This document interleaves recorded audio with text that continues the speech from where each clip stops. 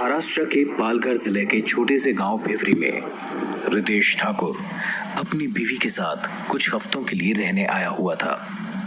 उसके 3 बेडरूम वाले घर से 2-3 किलोमीटर की दूरी तक कोई और घर नहीं था, इसीलिए घर के आसपास का माहौल सन्नाटे में डूबा हुआ था। महीना था जुलाई का और शाम के 5 बज रहे थे। 5 घंटों से लगातार हो रही तेज बारिश अभी अभी थमी थी। आसपास घने पेड़ों का घेराव, घर के बाहर कोई लाइट या बल्ब का ना होना और ऊपर काले बादलों की वजह से ऐसा लग रहा था जैसे रात के 1 या 2 बजे हों। ब्लैक स्वेट शर्ट और ट्रैक पैंट्स पहने 32 साल का रितेश घर के बाहर एक जुगाड़ू टेंट के नीचे बैठा हुआ विस्की पी रहा था। रितेश, वो आदमी फिर से आ गया है। बस मुझे घूरे जा रहा है। Tell him to leave me alone please. मुझे बहुत डर लग रहा है। रितेश की हार्ट बीट तेज हो गई। उसने विस्की का ग्लास नीचे रखा।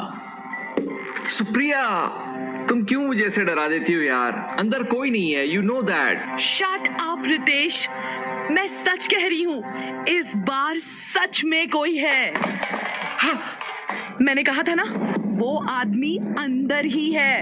घर के अंदर से आई आवाज से रितेश थोड़ा सा थम सा गया। उसकी आंखें सुप्रिया से मिली। वो लगातार उसे देखता रहा, फिर वो धीरे से उठा। हाँ, वो मेरी तरफ ही आ रहा है रितेश। सुप्रिया रितेश के पीछे जाकर छिप गई। रितेश दबे पांव घर के अंदर जाने लगा। सुप्रिया उसके ठीक पीछे चल रही थी। अंदर जाकर रितेश ने बेडरूम का दरवाजा हल्के से खोला। डर में वो थोड़ा कांप रहा था। उसने धीरे से पूरे कमरे पर नजर डाली। यार सुप्रिया, यहाँ तो कोई नहीं है, कहा था ना मैंने। बेड के नीचे एक बार चेक करो प्लीज। रितेश की हार्ट बीट फिर तेज हो गई। घबराते हुए उसने बेड के नीचे झांका। वहां भी कोई नहीं था। रितेश ने अपने माथे से पसीना पोंछा। रितेश, वो कबर्ड में भी हो सकता है। एक बार प्लीज चेक करो। रितेश ने कबर्ड खोलकर देखा, लेकिन वहां भी कोई नहीं था। सुप्रिया, कहो तो फ्लोर की टाइल्स तोड़कर देखूं? क्या पता वो फ्लोर के नीचे हो। अच्छा, so you think I'm mad, right? मैंने ऐसा कुछ नहीं कहा है, लेकिन जस्ट थिंक अबाउट इट। ये सब तुम्हारे हेलुसिनेशंस भी तो हो सकते हैं। अच्छा, हेल्यूसिनेशंस। कार एक्सीडेंट में सर पे चोट तुम्हारे लगी थी, कोमा में तुम गए थे और तुम कहना चाह रहे हो कि हेलुसिनेशंस मुझे हो रहे हैं। मैं सिर्फ इतना कह रहा हूँ कि यहाँ फिलहाल कोई नहीं है। कोई बिल्ली होगी यार। मुझे पता है बिल्ली कैसी होती है रितेश। इट्स ओके, बिलीव नहीं करना तो मत करो, कम से कम मेरी इंसल्ट तो मत करो।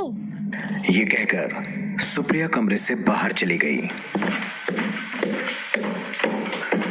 सुप्रिया के जाते ही रितेश बेड पर बैठ गया और गहरी सोच में पड़ गया।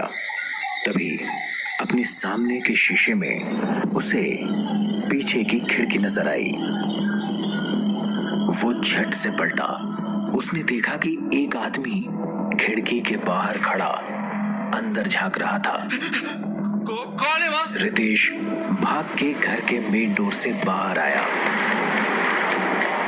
उसके बाहर आते ही बारिश एकदम तेज हो गई थी और हवाएं जोर से चल रही थी। तभी पास की एक पेड़ की बड़ी सी टहनी टूटकर रितेश के ठीक सामने आ गिरी। उससे बचते हुए रितेश फिसल कर नीचे गिर गया। उसने दोबारा जब आसपास देखा तो उस काले अंधेरे में उसे कोई नजर नहीं आया। वो कुछ मिनट वहीं बैठा सामने देखता रहा। सुप्रिया उसे हॉल की खिड़की से देख रही थी। रितेश, अंदर आ जाओ। लगता है बिल्ली भाग गई, अब हाथ नहीं लगेगी। रितेश चुप बैठा रहा। वो बेचैन था। वो अभी भी उस आदमी की मौजूदगी फील कर पा रहा था। रात के 11 बज रहे थे। रितेश एक एक करके बार बार घर के सारे खिड़की दरवाजे चेक कर रहा था। जब उसे तसल्ली हो गई कि सारे दरवाजे और खिड़कियां अच्छे तरीके से बंद हैं, वो बेडरूम में आया। सुप्रिया, आज मैं तुम्हारे पास सो जाता हूँ। नो रितेश। अरे तुम्हारे पास लेटने से थोड़ी ना तुम्हारा स्किन इन्फेक्शन मुझे लग जाएगा।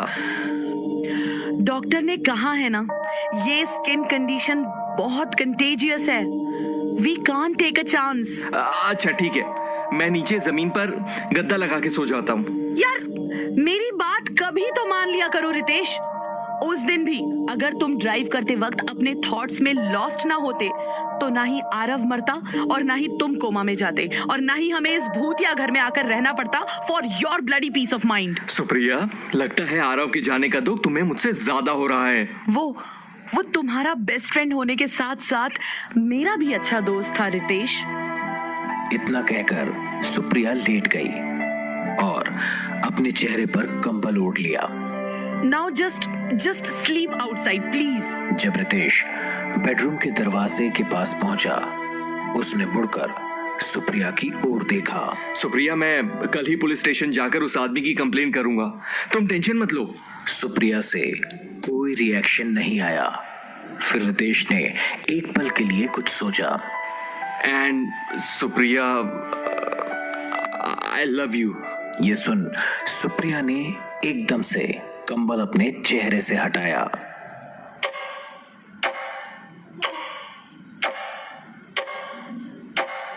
अगले दिन सुबह 8 बजे रितेश गांव की पुलिस चौकी पहुंच गया। चौकी अंदर से एकदम खाली देखकर रितेश थोड़ा सा हैरान हो गया। तभी चौकी के पीछे से एक हवलदार अपनी पैंट की जिप बंद करता हुआ रितेश की तरफ आया। उसने बाहर रखे ड्रम में से एक मग्गे से पानी निकाला और अपने हाथ धोने लगा। फिर उसने रितेश की तरफ देखा। इंसान जी, मानुष, वो मुझे एक रिपोर्ट लिखवानी है। एक्चुअली मेरे घर के अंदर एक अनजान आदमी घुस आता है। आई मीन अचानक घर के अंदर कभी भी खड़ा दिखाई दे जाता है। चमाइला, ये तो अच्छी बात है ना। मेरे को देखो, इधर हफ्ते हफ्ते कोई नहीं आता। मैं तो तरस जाता है इंसान देखने के लिए। क्यों, इस गांव में क्राइम नहीं होता? हवलदार के चेहरे पर हल्की सी मुस्कान आ गई। साहेब, क्राइम होता है ना, क्राइम किधर किधर नहीं होता बोलो मेरे को। जिधर जिधर अपन इंसान रहेगा ना, उधर उधर क्राइम तो होगा ना। लेकिन ये गांव वाले अपन पुलिस के पास आते ही नहीं। ये लोग ना आपस में डिसाइड करके खुद ही सजा दे डालते हैं। हाँ, कैसी सजा? आई मीन सजा? अरे ये लोग छोटे से क्राइम के लिए भी ना आदमी मार डालता है साहेब। अब तुम्हारे घर जो आदमी आता जाता है, क्या तुमने उसको चेक किया है क्या? तुम्हें कैसे पता कि वो जिंदा है या नहीं? क्या मतलब जिंदा है आपका? जिंदा है तभी तो घर में घुस जाता है। ये कैसा सवाल हुआ? हवलदार रितेश के थोड़ा करीब आया। मैं बोलता है साहेब, इस गांव में कुछ भी हो सकता है। मैं यहाँ अपने करियर में जो देखा है ना, वो अभी तुमको बैठ के इधर बताएगा ना तो तुम्हारा पैंट गीला हो जाएगा। देखिए, please don't waste my time. ऐसी दकियानूसी बातों में उलझाइए मत और साथ चलिए। साहेब, ऐसा कैसा बोला? ये पूरा हफ्ता है ना, मैं आ ही नहीं सकता बाबा। क्या है कि ये हफ्ता मेरे को बहुत ज्यादा काम है। पहले ये कपड़े धोना है, फिर राशन लेने के लिए शहर तक जाके आना है, बाद में ये साफ सफाई भी तो करना है कि नहीं करना है बोलो। क्या है कि वो जो दूसरा हवलदार है ना, वो छुट्टी पे है साला, तो उसका सारा का सारा काम मेरे सर पे आ गया है। तो एक काम करा, तुम अपना जरा एड्रेस दे दो, नेक्स्ट वीक मैं पक्का तुम्हारे पास आएगा। देखो, ओके? रितेश ने फिर बात आगे नहीं बढ़ाई। वो समझ गया था कि ये पुलिस उसकी कोई मदद नहीं करने वाली थी। शाम का वक्त था। रितेश ने खाना बनाकर डाइनिंग टेबल पर रख दिया। लगातार हो रही बारिश से ठंड काफी बढ़ चुकी थी। उसने कुर्सी पर पड़ा अपना स्वेटर पहना और प्लेट में खाना परोसकर खाना शुरू किया। उसने देखा सामने बैठी सुप्रिया उससे कुछ कह रही थी, लेकिन तेज बारिश में सुप्रिया की आवाज कहीं गुम हो रही थी। रितेश उठकर खिड़की के पास गया। क्या कह रही हो सुप्रिया? ये कहते हुए वो वापस टेबल पर आकर बैठा और खाना खाने लगा। सुप्रिया डरी हुई सी थी। ड्राइंग रूम में सिर्फ डाइनिंग टेबल के ऊपर लगा लाइट बल्ब ऑन था। कमरे के बाकी हिस्से में अंधेरा छाया हुआ था। सुप्रिया उस अंधेरे की तरफ देख रही थी। सुप्रिया, सुप्रिया क्या हुआ? वो कमरे में है। रितेश के हाथ से उसका चम्मच नीचे गिर गया। उसने अपने पीछे मुड़कर देखना चाहा, लेकिन हिम्मत नहीं हुई। उस आदमी के जूतों की आवाज धीरे धीरे रितेश के करीब आ रही थी। वो रितेश के पास से गुजरा और सुप्रिया के पीछे जाकर खड़ा हो गया। रितेश ने किसी तरह हिम्मत करके अपनी आंखें ऊपर उठाई। उसने देखा उस आदमी की हाइट लगभग 6 फीट थी। उसकी एज रितेश के आसपास ही थी और चेहरे पर एक स्माइल चिपकी हुई थी। रितेश ने कांपते हाथों से पास में पड़ा हुआ चाकू उठाया। तू अंदर कैसे आया? मेन डोर तो बंद है। अपने घर में आने के लिए मेन डोर की जरूरत नहीं पड़ती। सुप्रिया एक स्टैचू की तरह बैठी बस अपने सामने देखे जा रही थी। तभी रितेश तेजी से उठा और उस आदमी की तरफ भागा। वो उस आदमी पर चाकू से वार करने ही वाला था कि ऐन मौके पर वो आदमी अलग हट गया और रितेश सीधे सामने वाली दीवार से टकराकर लड़खड़ाते हुए नीचे गिर गया।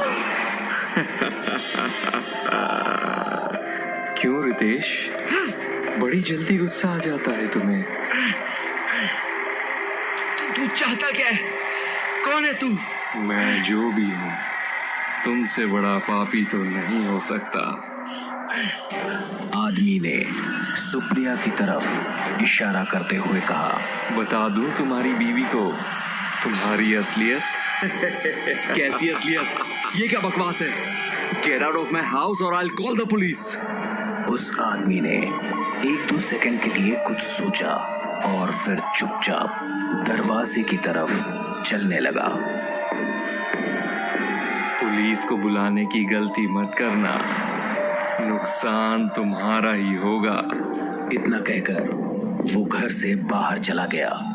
रितेश ने देखा कि वो भारी बारिश में बिना छतरी और टॉर्च के बड़े ही आराम से टहलता हुआ जा रहा था, जैसे बारिश हो ही ना रही हो। रितेश धीरे से उठा और सुप्रिया के पास गया। I think you are right. हमें यहाँ अब और नहीं रुकना चाहिए। कल सुबह ही हम यहाँ से चले जाएंगे। इससे पहले कि रितेश सुप्रिया को गले लगाता, सुप्रिया जल्दी से उठकर अपने कमरे की तरफ भाग गई। रात के 11 बज रहे थे। रितेश ड्राइंग रूम में खिड़की के पास पड़े दीवान पर सोया हुआ था। इस सुनसान जगह पर म्यूजिक कौन प्ले कर रहा है? वो एकदम से उठा। उसने अपनी छतरी उठाई और मोबाइल की टॉर्च ऑन करके घर से बाहर निकल गया। बारिश काफी हद तक कम हो चुकी थी। वो कीचड़ में अपनी ट्रैक पैंट उठाकर म्यूजिक की आवाज की तरफ चले जा रहा था। चलते चलते वो अपने घर की पिछली तरफ आ गया था। उसने घर की बाउंड्री वॉल के पास उगी घनी झाड़ियों को अपने हाथ से एक तरफ किया। What the? हमारे घर के पीछे ये बंगला कब बना? रितेश के सामने एक लैविश बंगलो था। उसने देखा कि स्विमिंग पूल से एक बहुत ही खूबसूरत औरत बाहर निकली। बिकनी पहनी उस औरत का जबरदस्त फिगर देखकर रितेश के अंदर एकदम से उसके लिए अट्रैक्शन जागा। रितेश को लगा जैसे उसके पीछे से कोई हंसा। उसने धीरे से अपना सर पीछे की तरफ घुमाया। वहां कोई नहीं था। तभी रितेश के दाएं कान पर किसी ने दस्तक दी। उसे किसी की गर्म सांसों की गर्माहट महसूस हुई। कौन है? कौन है?